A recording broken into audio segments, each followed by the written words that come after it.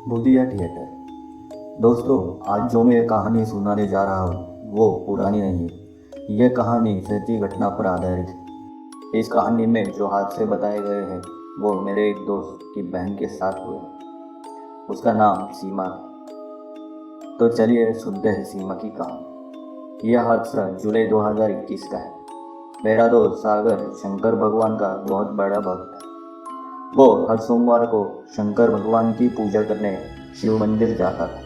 सीमा की उम्र करीब 24 साल थी। वो और उसके फ्रेंड कॉलेज में पढ़ते थे। लॉकडाउन के बाद कॉलेज चालू होने के कारण सीमा बहुत खुश थी। उसने कॉलेज के लिए बढ़िया नए कपड़े लिए थे। उस दिन 24 जुलाई, बारिश का मौसम। कॉलेज अभी अभी शुरू होने के कारण सभी लड़कियां बहुत खुश थी और सभी ने मिलकर मूवी का प्लान किया। लेकिन उसी दिन सुबह सीमा को पीरियड्स आ गए और सीमा की दादी ने उसे मूवी के लिए बाहर जाने से मना कर दिया। लेकिन सीमा को मूवी देखना ही था। उस वजह से वो नाराज़ हो गई। सीमा ने सागर को यानी उसके बड़े भाई को मनाने लगी। भैया, दादी को समझाओ ना, दादी मुझे मूवी देखने जाने नहीं दे रही। ये सुन के सागर ने दादी से पूछा, क्या प्रॉब्लम है दादी? सीमा अभी बड़ी हो गई है, उसे जाने दो, दोस्तों के साथ थोड़ा एंजॉय करने दो। वैसे भी इस पागल ने पूरे लॉकडाउन की वजह से कॉलेज लाइफ कहाँ एंजॉय की, करने दो उसे मज़ा। दादी गुस्से में बोली, अरे पागल, 4 किताब पढ़ने से तू सब पुरानी मान्यताओं को बेकार समझ रहा है। सीमा को पीरियड्स आए और उन दिनों में रात को घर से बाहर जाना खतरे से खाली नहीं होता। सीमा को दिन में जाने से कहाँ मना कर रही हूँ मैं तो बस रात की बात कर रही हूँ। रात में इतना क्या मूवी को जाना है ज़रूरी है? सुबह जाना है तो जाने दो। यह बात सुन के सीमा और सागर दोनों हंसने लगे और एक दूसरे को हाथों से ताली लेकर दादी की बातों का मजाक उड़ाने लगे। हॉरर मूवी होने की वजह से सब लड़कियों ने थोड़ा थ्रिलिंग एक्सपीरियंस आने के लिए रात की टिकट बुक किए थे। उन बेचारी लड़कियों को कोई आइडिया नहीं था आगे क्या होने वाला है। सागर ने दादी को समझाया, ये सब पुरानी बातें हैं, आजकल ये सब कोई नहीं मानता। और तुम टेंशन क्यों लेती हो दादी?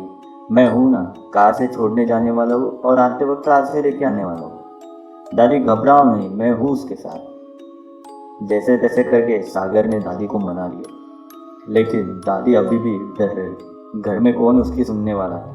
रात के 10 बजे का शो था। लेकिन उत्साह में सीमा खाना खा के कपड़े वगैरह पहन के 9 बजे तैयार हो गई थी। सारी फ्रेंड्स एक दूसरे को कॉल मैसेज करके क्या कपड़े पहनना है, क्या कौन से सैंडल पहनने हैं, क्या पहनने वाली हो, ये सब चीज़ें चल रही थी। तभी उत्साहित आवाज़ में सीमा ने सागर से कहा, भैया चलो ना जल्दी, हमें लेट नहीं होना चाहिए। कुछ भी हो जाए, मुझे मूवी की स्टार्टिंग मिस नहीं करनी। चलो जल्दी, मैं कार में वेट करती हूँ, जल्दी आ जाना नीचे। ऐसा बोल के सीमा कार की तरफ चली गई। सागर अभी जल्दी से आ गया क्योंकि उसे भी सीमा को थिएटर में छोड़ के आगे शिव मंदिर जाना था। वो रात आम रात नहीं थी क्योंकि वो अमावस की रात थी और हर सोमवार की तरह सागर पूजा करने शिव मंदिर जाने वाला था। उसने सीमा को कहा, देखो सीमा, मुझे पूजा करके आने में थोड़ा लेट हो जाए तो तुम और तुम्हारे दोस्त मैं आने तक इंतज़ार करना, फिर बाद में मिलते जाएंगे। कोई अकेला नहीं जाएगा, रात में कोई अकेला नहीं जाएगा, ऐसा तय हुआ। सागर कार जोर से लेके जा रहा। सड़क सुनसान थी और एकदम सन्नाटा था। रास्ते पर कोई भी लाइट नहीं थी। रात के कीड़ों की आवाज़ कानों में गूंज रही थी। अमावस की रात होने के कारण कुछ भी सामने से दिखाई नहीं दे रहा। सीमा और सागर मस्ती करते हुए जा रहे थे।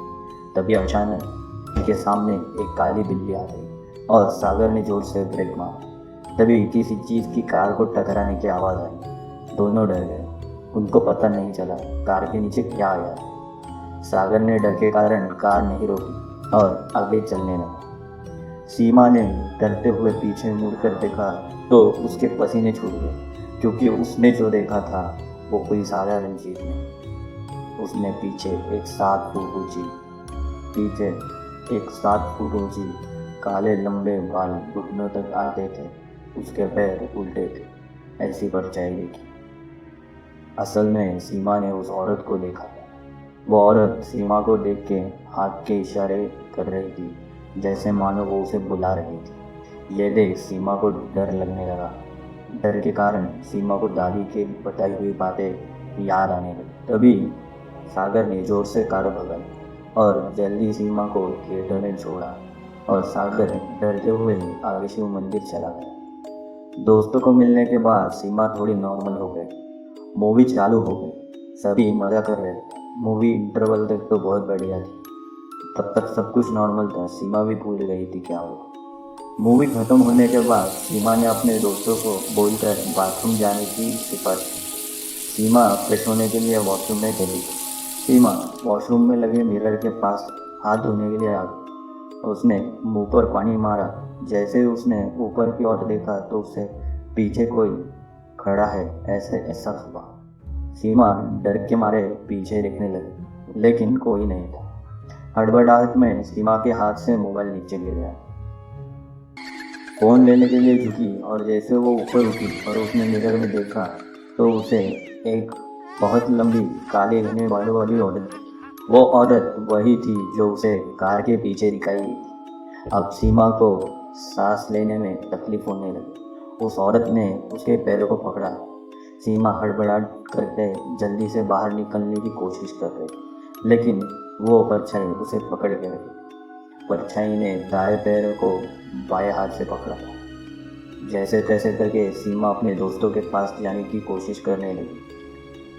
सीमा जोर से चिल्लाना चाह रही थी, पर डर और गला सूखने के कारण उसके मुंह से आवाज़ भी नहीं निकल रही। मिरर वाली परछाई उसे जाने नहीं दे रही थी। तभी सीमा की एक फ्रेंड रागिनी, जो वॉशरूम में इतना देर होने की वजह से सीमा को देखने के लिए आई। उसने जब सीमा को देखा तो वो ज़मीन पर पड़ी हुई थी। रागिनी भागते हुए आई।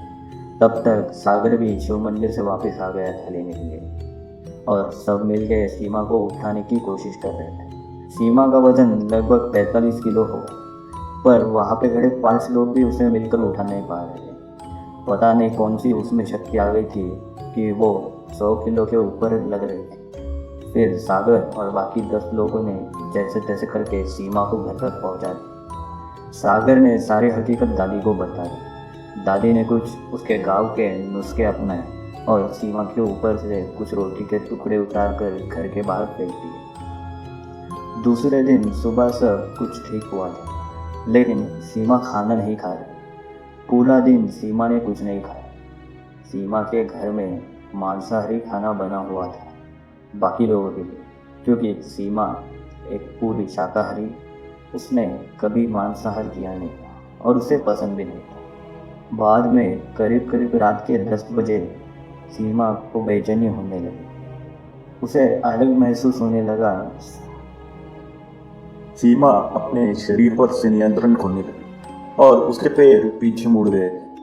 आंखें लाल हो गई थी, बाल बिखरे हुए। सीमा की आवाज में एक भारीपन आ गया और उसी आवाज में उसने बोला, मुझे खाना दो वरना मैं मार डालूंगी। मुझे खाना दो वरना मैं मार डालूंगी। ऐसा कहते ही सीमा किचन में रखे मांसाहारी खाने को अजीब तरह से खाने लगी। ये देख उसकी दादी को समझ आ गया कि सीमा पर किसी भूत का साया पड़ गया।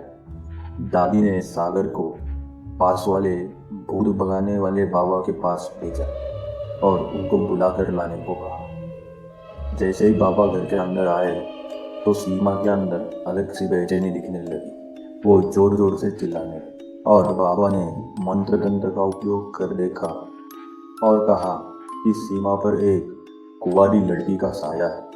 वो लड़की 10 साल पहले उस थिएटर के एरिया में मरी हुई थी। ये सुनकर सभी गड़बड़ाए और आगे उन्होंने कहा वो लड़की की बहुत अपूर्ण इच्छाएं बची थी, इसलिए वो सीमा के 24 वर्षीय शरीर को पाना चाहती थी। और ये सब चल रहा था, तभी उस बाबा को उस भूतनी के पीछे सागर और सीमा के पापा, जो कि 10 साल पहले गुजर रहे थे, वो नजर आ रहे थे। बाबा ने पूरी मेहनत से उसके पिता की आत्मा, जो उस भूतनी को अपने बेटी से दूर ले जाने की कोशिश कर रहे थे, बाबा ने अपनी विद्या का उपयोग करके भूतनी को भगाया। और ऐसा करते हुए उस बाबा को भी बहुत परेशानी हुई। जैसे तैसे करके वो भूतनी तो चली गई और सीमा के पापा जो अभी तक अपनी इच्छा के कारण उस वहाँ पे भटक रहे थे, उनको भी शांति मिल गई। लेकिन वो भूतनी बहुत शक्तिशाली होने के कारण जिस बाबा ने उसको भगाया था, वो और सीमा तब से बीमार रहने लगी और आज भी सीमा पूरी तरह से ठीक नहीं हुई। उसे आज भी कभी कभी वो भूतनी दिखाई देती और इशारे करती रहती है। दोस्तों, ये थी आज की कहानी भूतिया टेप।